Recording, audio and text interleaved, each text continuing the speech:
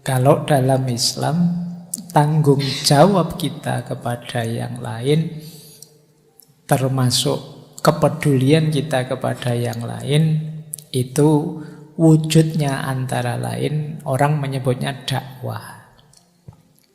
Jadi dari kata-kata da'ayat'u, memanggil, mengajak. Jadi kita itu kalau peduli dengan wah saya benar ini, saya yakin temanku itu keliru. Nah itu kewenangan kita kepada dia itu mengajak, mengingatkan. Jadi ini level mengajaknya. Jadi karena kadang-kadang jalan dakwah, jalan mengajak yang keras, memaksa, itu hasilnya tidak seperti yang diinginkan. Orang bisa tidak jadi sadar, bisanya malah resisten, marah. Tapi ya tetap saya paksa, Pak. Saya ada beberapa pengalaman, ada orang tua yang memaksa anaknya untuk menghafalkan Al-Quran. Ini baik, luar biasa baik.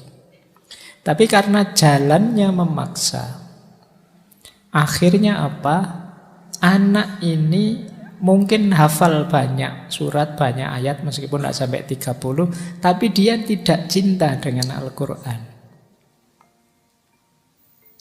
Karena pengalaman dia dengan Al-Quran adalah pengalaman yang traumatik. Dipaksa. Orang bisa dipaksa sholat, tapi dipaksa meyakini benarnya sholat tidak bisa. Untuk dia sadar benarnya sholat harus diajari pelan-pelan, sehingga dia sadar mau sholat. Nah ini gunanya dakwah. Makanya rumusnya di surat Al-Asr itu watawasau bil haq, tapi juga watawasau bis sober. Iya kita ajak, tapi pelan-pelan. Lah kalau tetap tidak mau Pak, sudah saya ajak loh Pak, saya tetap tidak mau. Kalau bahasanya Al-Quran, innaka lan tahdi man ahbabta. Jadi bukan engkau yang memberi hidayah, Allah yang memberi hidayah. Jadi tugasmu selesai. Ini kan ayat ini turun ketika Nabi prihatin tidak mampu mengajak, ada yang diajak masuk Islam tidak mau.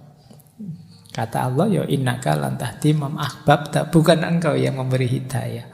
Jadi kewenangan kita mengajak, mengarahkan, nuntun. Kalau yang diajak tidak mau, yang dituntun tidak mau, ya sudah. Yo kita harus sabar juga, tetap pelan-pelan. Sopo ngerti lama-lama dia sadar, kita juga jangan putus asa. Tapi strategi keras itu tidak akan menyadarkan. Orang mungkin terpaksa, tapi kesadaran dan kemauannya sulit untuk bisa dibangkitkan melalui paksaan. Ya seperti gambaran saya tadi. Jadi kalau kamu tidak sholat, tak pukuli lo, tak anui lo.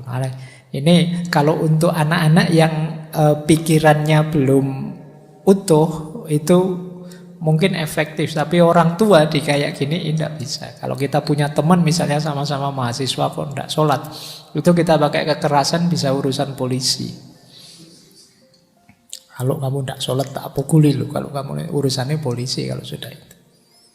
Nah jadi rumusnya itu, makanya Rasulullah itu memberi rumus. Kalau kita melihat kemungkaran, pertama mengubahnya biyadihi. Biyadihi itu maksudnya apa? Gunakan kekuasaan. Kekuasaan itu berarti yang di bawah kuasa kita bisa kita mainkan. Karena kamu anak buah saya, yo di sini setiap zuhur harus sholat ya. Ini biliat, menggunakan kekuasaan. Tapi bukan kekerasan. Kalau tidak mau ya silahkan tidak kerja di sini. Nah ini namanya kekuasaan. Kalau memang di luar kuasa kita, yo bilisanihi, dinasehati, dipahamkan dan lain sebagainya. Kalau memang tidak mampu ya saya bilang tadi itu sudah bukan tanggung jawab kita. Jadi kita bil kolbi, jadi ya wis mau gimana lagi, menurut saya engkau keliru. Yang saya yakini ini loh yang benar, ya sudah. Jadi itulah namanya dakwah. Jadi tidak agresif menyerang, apalagi menyerangnya dengan cara menjelek-jelekkan, apalagi di medsos. Apalagi bongkar-bongkar aibnya, itu sama sekali tidak dituntunkan. Ada banyak cerita yang juga sering saya sampaikan, betapa arifnya, betapa lembutnya para ulama ketika mendakwahkan Islam. Contoh paling sederhana yang dekat dengan kita ya, yang dilakukan oleh para wali songo ketika mendakwahkan Islam ke masyarakat Jawa.